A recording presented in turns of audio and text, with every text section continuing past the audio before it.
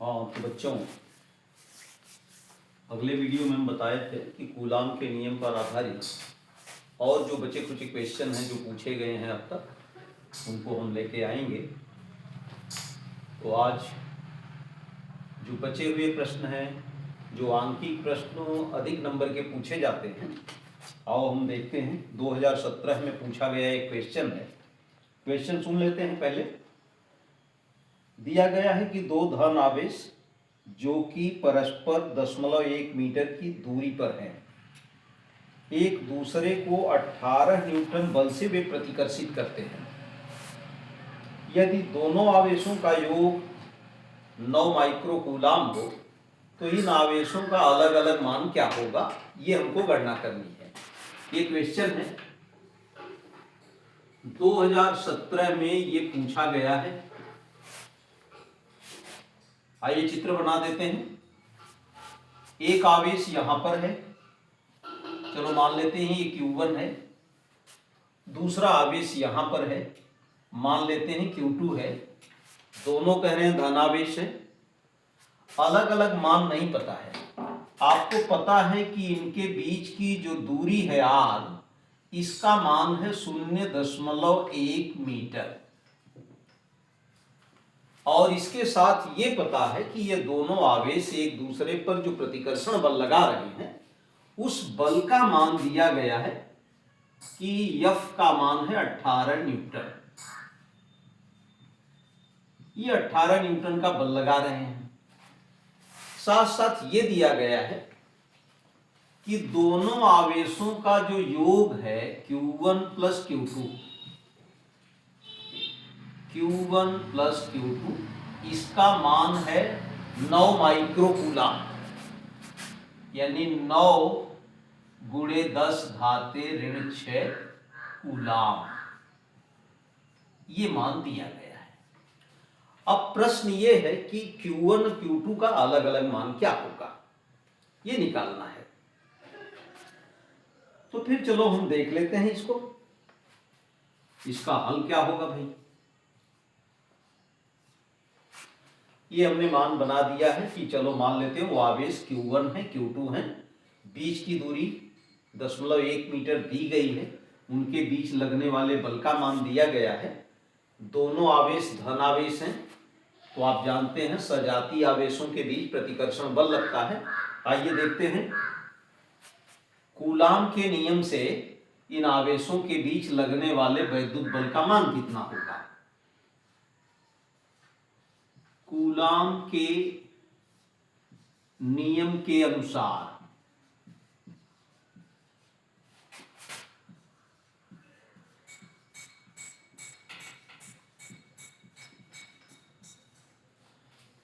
आवेशों के बीच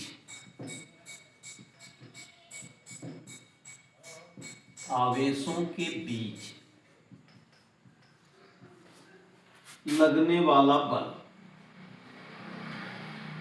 या लगने वाले बल का मान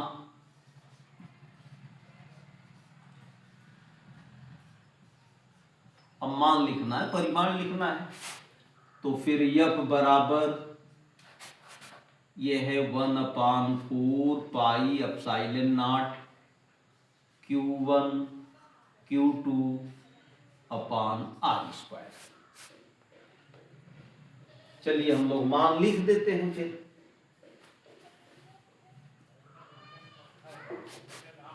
ये मान यहां पर लिख लिया जाए।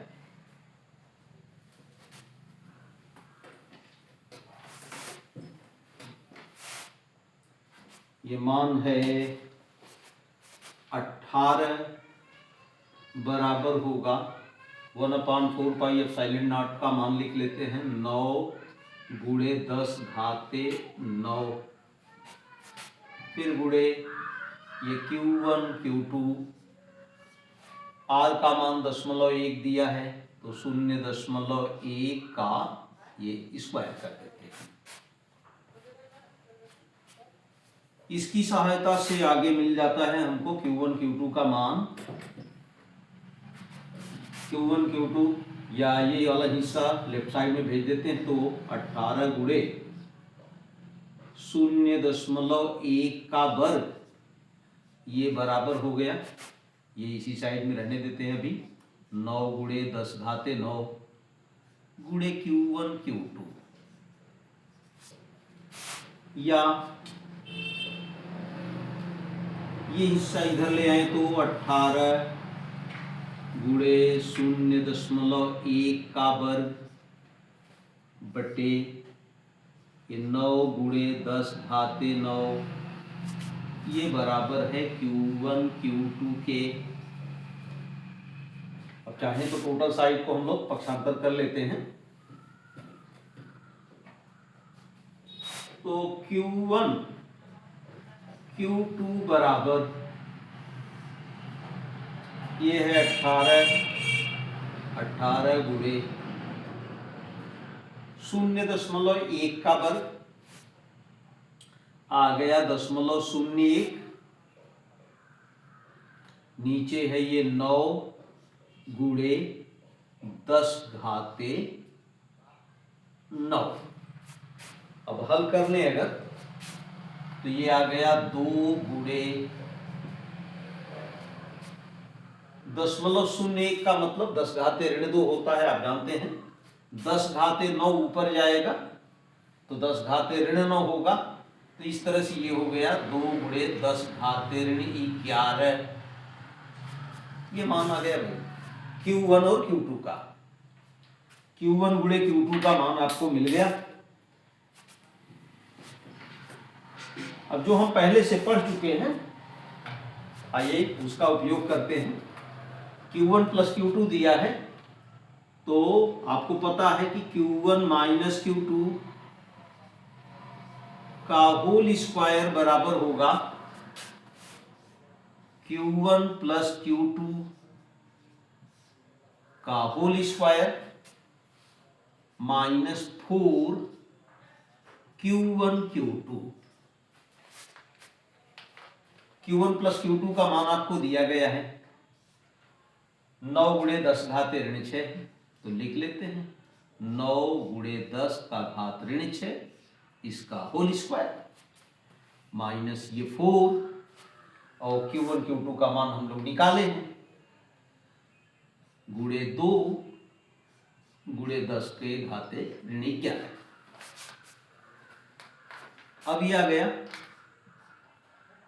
81 गुणे 10 के घाते ऋण 12 ऋण 8 गुणे 10 के घाते ऋण 11। अब जोड़ना है या घटाना है, तो ये 10 का घात अगर लगा हो तो 10 का घात पहले हम लोग को बराबर कर लेना चाहिए, उसके बाद तो फिर हल करते हैं। तो घात को बराबर करने के लिए क्या करेंगे भाई, अब ये बराबर करने के लिए हमारे पास होगा ये 8 में 10 का गुणा करें और 10 घाते ऋण 11 में 10 से भाग दे दें, तो ये हिस्सा बन जाएगा, यानी ये Q1 माइनस Q2 का ये होल स्क्वायर बराबर होगा 81 गुणे 10 के घाते ऋण 12 माइनस 8 की जगह 10 का गुणा करने पा गया 80, और ये हो गया 10 घाते ऋण 12। अब घटाना आपका आसान हो गया ही, और इस प्रकार 10 घाते ऋण 12 आप कॉमन ले लेंगे तो मिल जाएगा 81 ऋण 80 ब्रैकेट में, और ये 10 घाते ऋण 12, अर्थात 1 गुणे 10 घाते ऋण 12। ये आया है Q1 माइनस Q2 के होल स्क्वायर की वैल्यू। स्क्वायर रूट ले ले तो Q1 माइनस Q2 ये बराबर हो जाएगा 1 गुणे 10 घाते माइनस 6 कूलाम, या कह सकते हैं इसको 1 माइक्रो कूलाम।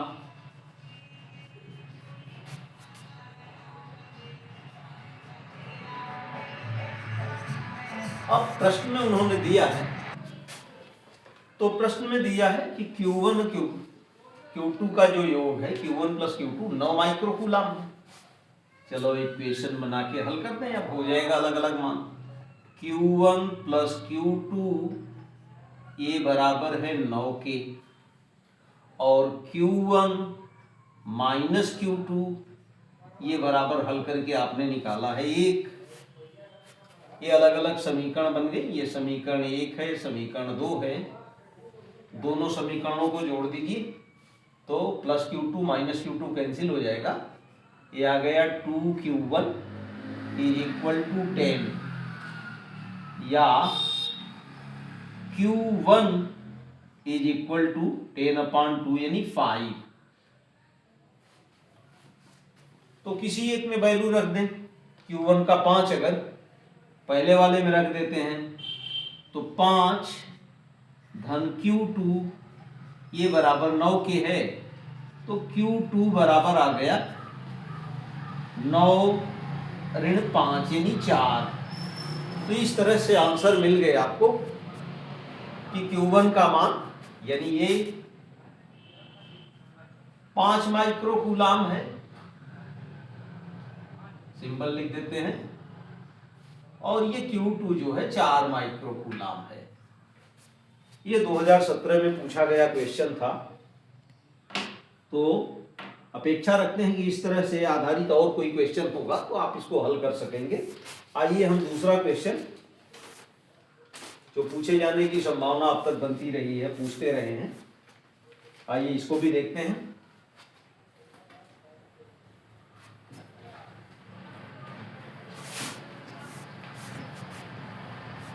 है कि अच्छा क्वेश्चन है ये, और एक कंसेप्ट हम बाद में क्लियर करेंगे जिसको बिना लगाए या प्रयास करेंगे कि ऑब्जेक्टिव में भी बनता है। जो इतना हल करके आएगा वो ऑब्जेक्टिव में बनता है, तो वहां केवल टिक करना होगा, रिजल्ट देख लेंगे, वो बात हमेशा के लिए आसान हो जाएगी। क्वेश्चन बनाया है कि किसी आवेश Q को दो भागों में किस अनुपात में विभाजित करेंगे ताकि किसी निश्चित दूरी पर उनके बीच प्रतिकर्षण वैद्युत बल का मान अधिक हो। क्वेश्चन समझ रहे हैं? कोई आवेश, ये क्वेश्चन है, कोई आवेश Q है, कह रहे हैं इसको दो भागों में बांट दीजिए, तो किस अनुपात में बांटा जाए कि वो बटे हुए जो हैं उनके बीच में वैद्युत प्रतिकर्षण बल का मान अधिकतम लगे। आइए देखते हैं। Q आवेश दिया गया है, चलिए हल लिख लेते हैं। मान लेते हैं कि एक आवेश Q अलग कर लेते हैं, Q माइनस Q अलग कर लेते हैं। माना एक भाग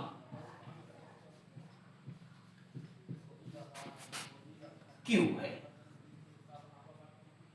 तथा दूसरा भाग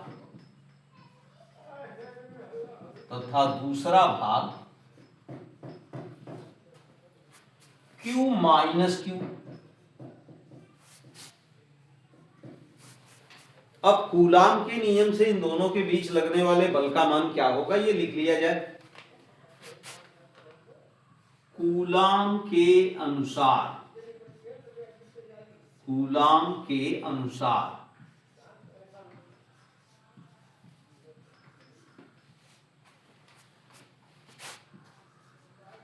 इन आवेशों के बीच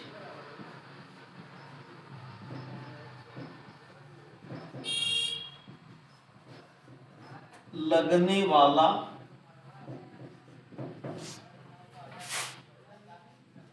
बल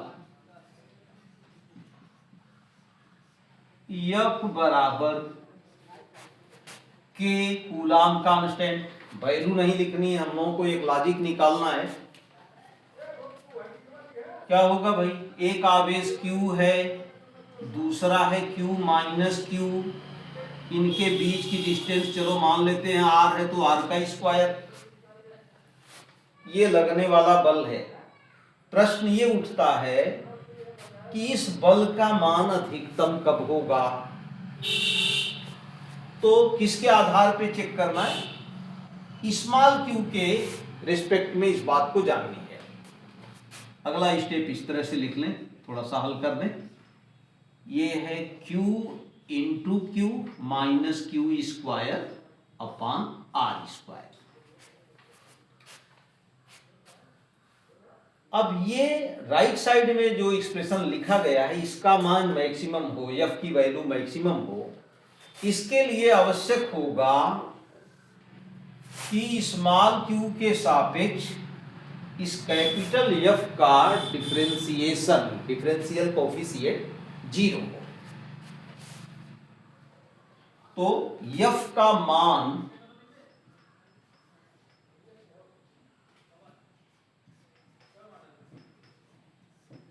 अधिकतम हो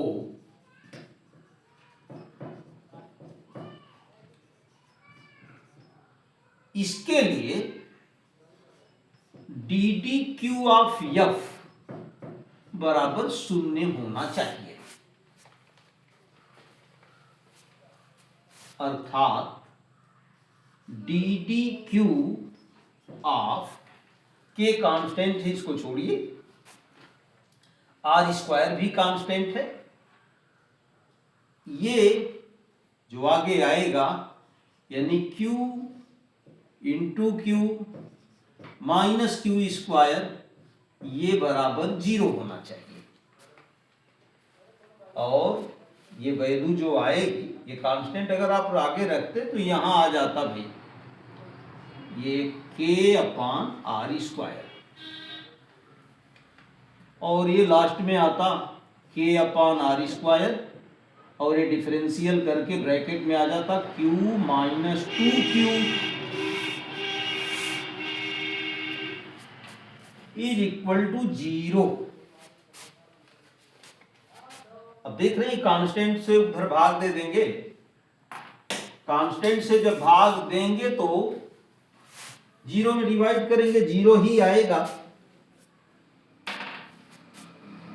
बचेगा ये हिस्सा कि Q minus 2Q is equal to 0 या 2Q बराबर QK, यानी Q बराबर होना चाहिए Q बाई 2K। जो आवेश दिया गया है एक आधा हो तो दूसरा भी उसका आधा ही बचेगा, यानी ठीक इसको 2 बराबर भागों में बांट देंगे तो इनके बीच लगने वाला वैद्युत प्रतिकर्षण बल का मान अधिकतम होगा। अब यहाँ एक तथ्य और देख लें, मान लीजिए ये चीजें डिफरेंशियल वगैरह आपको नहीं आता है, तो यह बात आप जाने की कोई भी संख्या हो, उस संख्या को 2 भागों में बांटना है, इस तरह की बटे हुए भागों का गुणनफल अधिकतम हो। तो ये देखेंगे कि जब 2 बराबर भागों में संख्या बटेगी तो उस दोनों का गुणनफल अधिकतम होगा। उदाहरण के लिए चलो हम 10 ले लेते हैं, 10 को 2 बराबर भागों में बांट दीजिए और उसका गुणनफल चेक करिए। एक भाग 9 हो तो दूसरा भाग क्या होगा भाई, 1 होगा, 9 1 मिलके 10 होगा, लेकिन गुणनफल इसका आएगा 9। एक भाग अगर 8 होगा तो दूसरा 2 होगा, गुणनफल आएगा 16। एक भाग अगर 7 होगा तो दूसरा 3 होगा, गुणनफल आ गया 21। एक भाग 6 होगा तो दूसरा 4 होगा, गुणनफल आ गया 24। और अब दोनों 5 होंगे, ये 5 होगा तो ये भी 5 होगा, गुणनफल आ गया 25। अब अगर ये 6 होगा, ये घटते के क्रम में चल रहे थे हम, ये 4 होगा तो ये 6 होगा, अब गुणनफल 24। तो ये चीजें जो यहां से देखें ये फिर से नीचे रिपीट हो जाएंगी, तो पता ये चला कि जब संख्या 2 बराबर भागों में बटेगी तो उनका गुणनफल अधिकतम आएगा। तो अब अगर क्वेश्चन इस तरह का बनता है तो हमको बहुत ज्यादा वहां कुछ ढूंढने की जरूरत नहीं होगी, जितना आवेश दिया होगा उसका ठीक आधा आधा 2 बराबर भाग हो जाएंगे, वो चाहे ऑब्जेक्टिव में बने चाहे इस तरह से क्वेश्चन बनता है। हाँ, अगर ये क्वेश्चन बन जाए कि सिद्ध कीजिए कि 2 बराबर भागों में बांटने पर ही वैद्युत प्रतिकर्षण बल का मान अधिकतम होगा, तो आप ये जहमत उठाएंगे और नहीं केवल ऑब्जेक्टिव क्वेश्चन में बनता है तो उसको ठीक आधे आधे 2 बराबर भागों में बांट लेंगे और टिक करके 1 मिनट के अंदर अपना काम समाप्त करेंगे।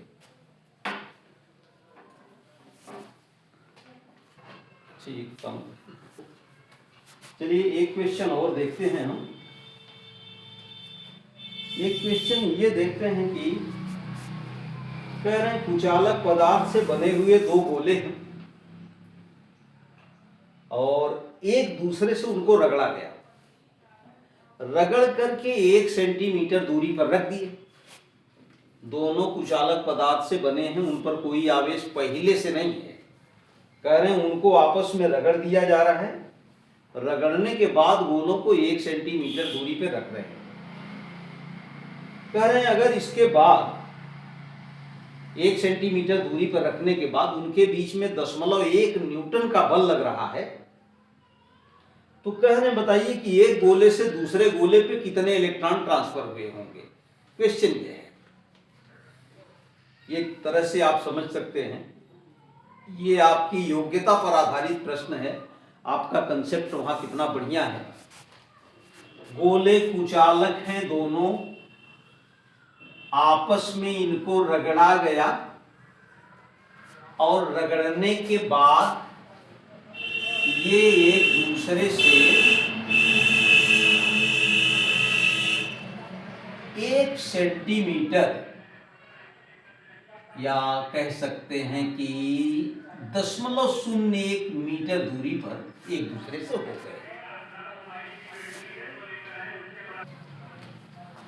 ठीक, अब ये आपको बताए हम कि आपका कंसेप्ट क्लियर होना चाहिए, आपके क्वालिटी पर, आपके कॉम्पिटेंसी पर बेस्ड क्वेश्चन है।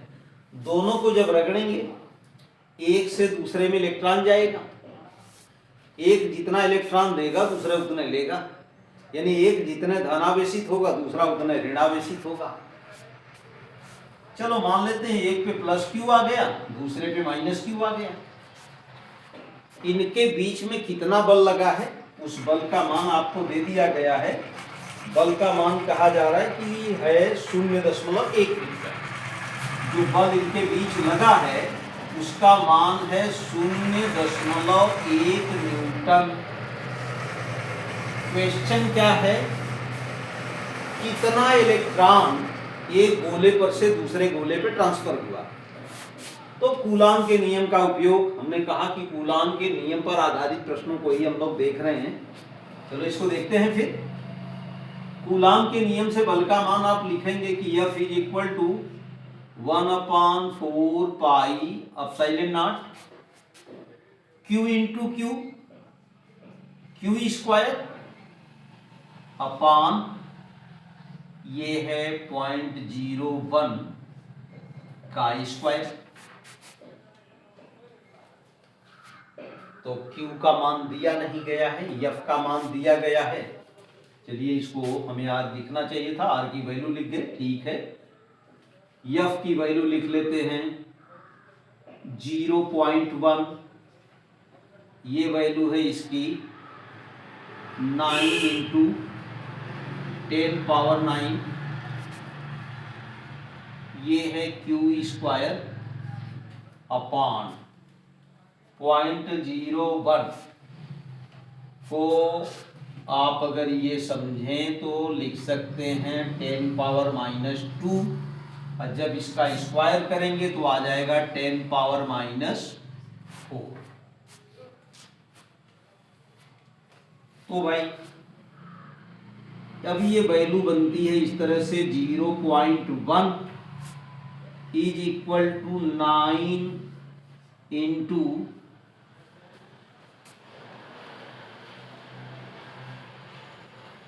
इसको भेज दें इधर तो ज्यादा अच्छा होगा, हम लोग यहां सुधार कर लें। 10⁻⁻4 को इधर भेज दें तो 0.1 इंटू 10⁻⁻4 और ये है 9 इंटू 10⁻9 इंटू Q स्क्वायर। अब ये हिस्सा 9 इंटू 10⁻9 को इधर भेज दें हम लोग तो कितना होगा भाई आ जाएगा ये Q square is equal to, देखो 0.1 को आप 10 पावर -1 लिख सकते हैं, और ये इसमें मल्टीप्लाई होकर के ये हो जाएगा 10 पावर -5, और ये नीचे वाला, ये यहाँ प्रोडक्ट वाला हिस्सा आके नीचे डिवाइड करेगा 9 इंटू 10 पावर 9, और इस तरह से ये बनता है। इसको ऊपर भेज देंगे तो आ गया 10 पावर -14 अपॉन 9, और ये हिस्सा देखा जाए क्यू स्क्वायर बराबर इतने के है, तो ये क्यू बराबर कितना होगा, इसका स्क्वायर रूट लेना होगा।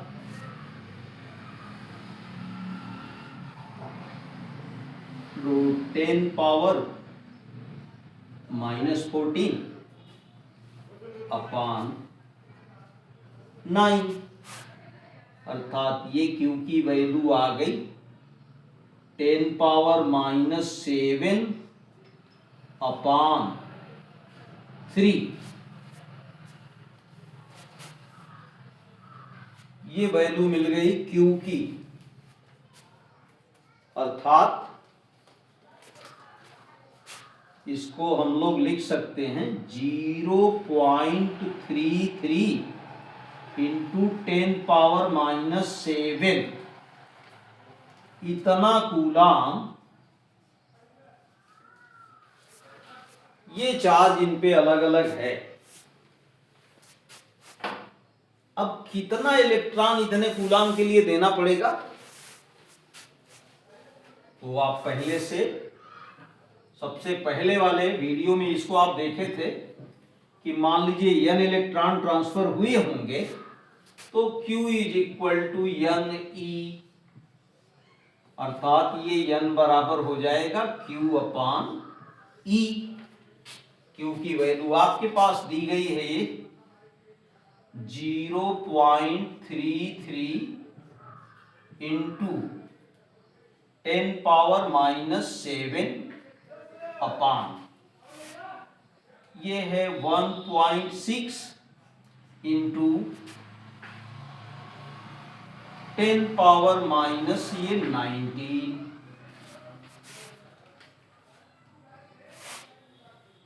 अब भाग दीजिए भाई, क्या करेंगे, ये आ गया 0.33 इंटू 10 पावर, ये -19 है, ऊपर जाएगा तो +19 होगा, ये -7 है, तो आ जाएगा 10 पावर 12 अपॉन ये 1.6। इसमें से एक अगर आप 10 को बाहर कर ले तो ये आ जाएगा 3.3 इंटू 10 पावर 11 अपॉन 1.6, और ये भाग दे सकते हैं तो लगभग इसका ये 2 गुना है, और इस तरह से वैल्यू आ गई 2 इंटू 10 पावर 11। इतना इलेक्ट्रॉन ट्रांसफर हुआ है एक से दूसरे पर, तो ये वैल्यू निकल गई। तो अब इस वैद्युत बल में,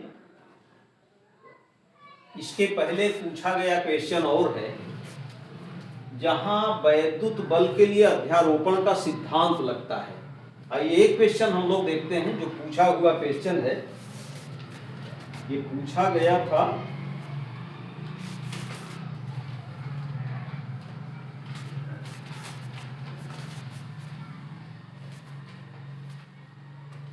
ये क्वेश्चन 2018। आइए फिगर बना देते हैं, क्वेश्चन वहीं से समझ में आ जाएगा। जो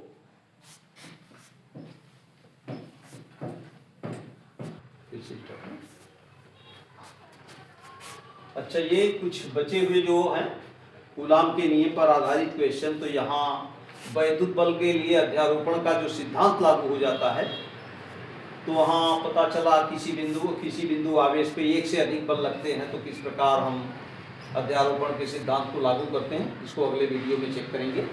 थैंक यू।